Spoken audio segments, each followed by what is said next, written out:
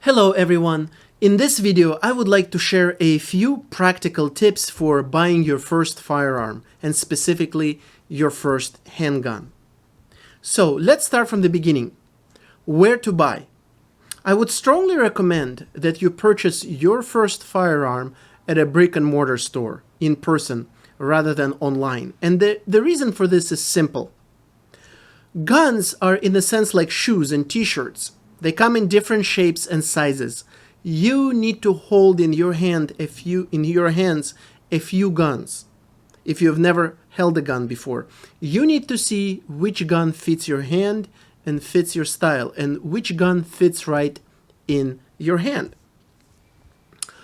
Many larger people, especially larger men, have a hard time holding on to and using smaller guns. Similarly, many smaller people, especially petite women, have a hard time using a full-size gun, and they even have a hard time reaching the trigger sometimes if their fingers are too short. So you gotta go to the real store to hold different guns and to choose the right gun for yourself. At least the first time. Once you become familiar with a few different types of guns, you know what they feel like, what they look like, then you can purchase future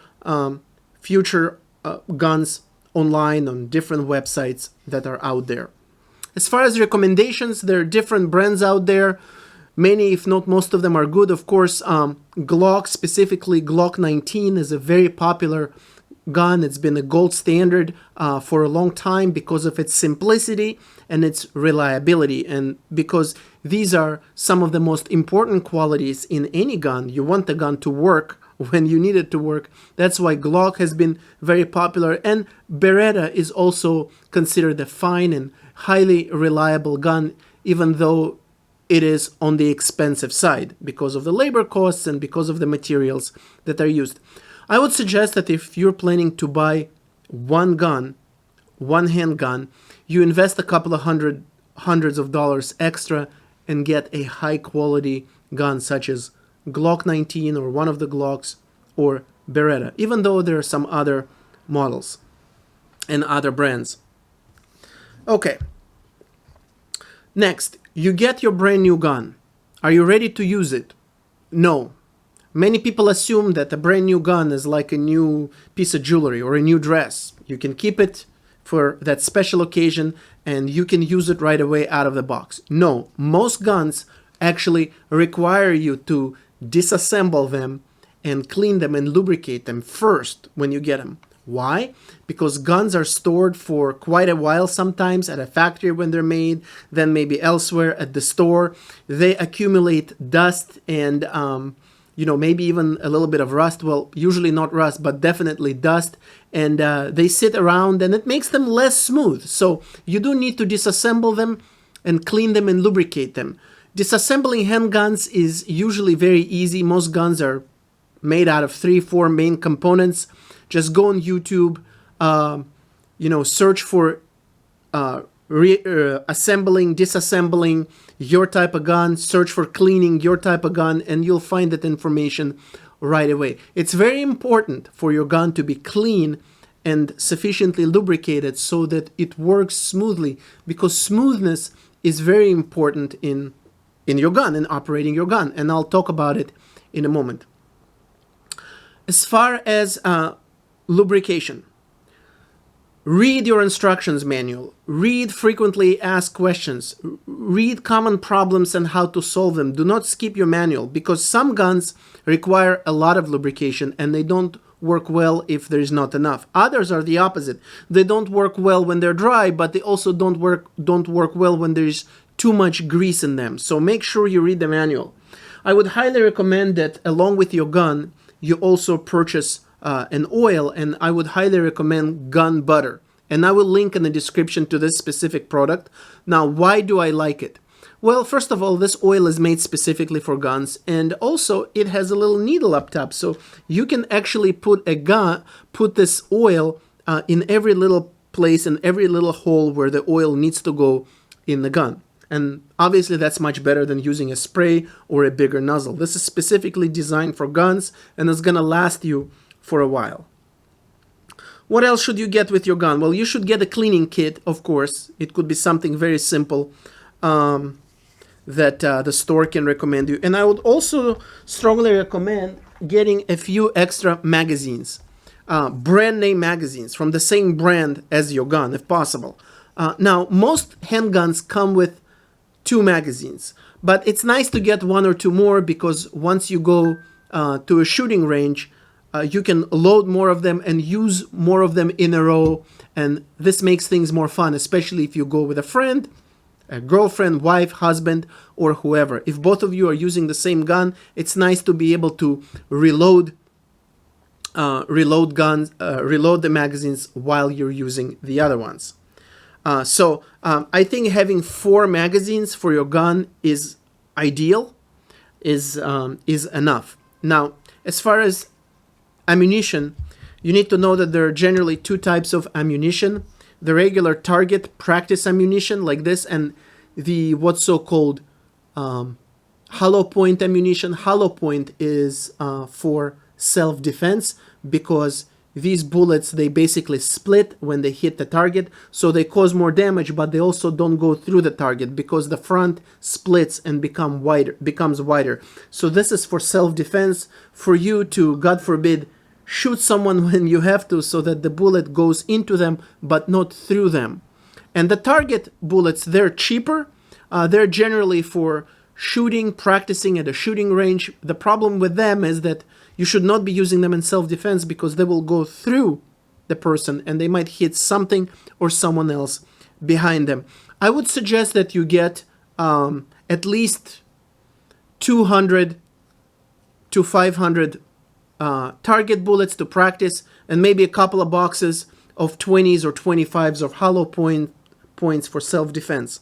Now, when you get your brand new gun, it's very important that the bullets that you're using, the cartridges you're using for the first time to break your gun in, are real cartridges and not training cartridges. You will see on the box, if it says training, that's not the cartridge for a new gun. And here's why. Training cartridges have less power, less speed.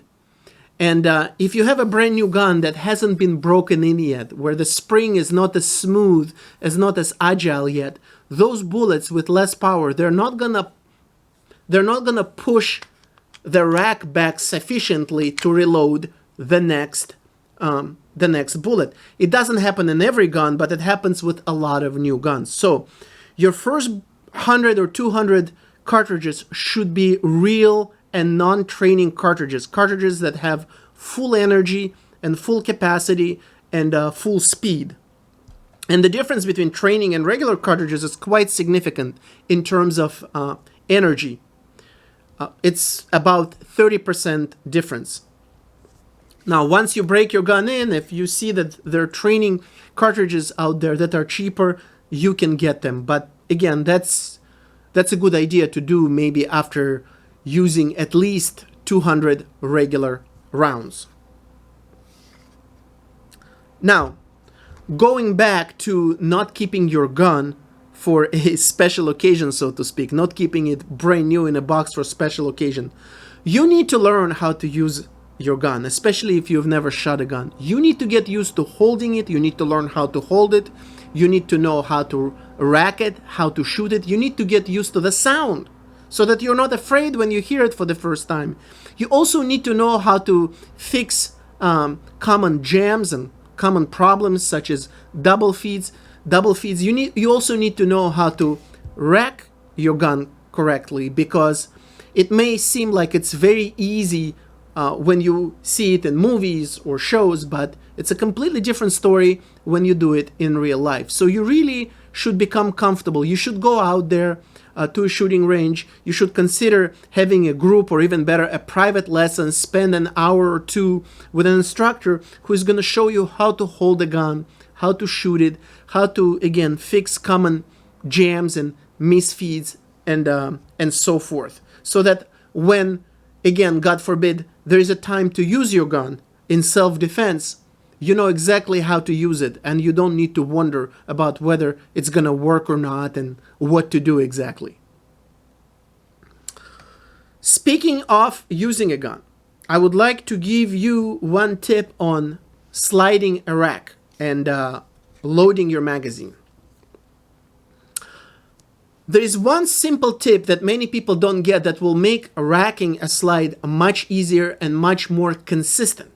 And many people do it the opposite way, which means they use more energy and they get less consistent results with racking a slide. Their slide gets stuck halfway and so forth. So here's a problem. Here's a common, not necessarily mistake, but a less efficient way of racking a slide.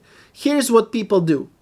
So they hold their gun and they use their upper hand, and they only use that energy of their upper hand that's actually on the rack. So they do this, which is fine for most cases, but a much more efficient way is to do the opposite, to push your other hand forward, like you're sliding it violently through your upper hand, like a train that goes through your hand, like this. This will lead to much more consistent results. And also, if you're a person with less strength, if, let's say, again, you're a smaller man or a petite woman, it's going to make it much easier for you to rack your slide like this than slide it with the hand that's actually on the rack. So, if we take an actual magazine and we put it in, it's going to be much easier to just go like this. It requires no strength as opposed to using your upper hand. And then, of course, you should know that you should clean your gun. You should make sure that there's no cartridges in there. And that's it. Now, this gun is a Sig Sauer SP 2022. It's a compact gun, if you care to know. And these are all the tips that I wanted to share with you today for your first purchase of your first handgun. If you have any questions or comments, please post below and I will be sure to reply. Thank you.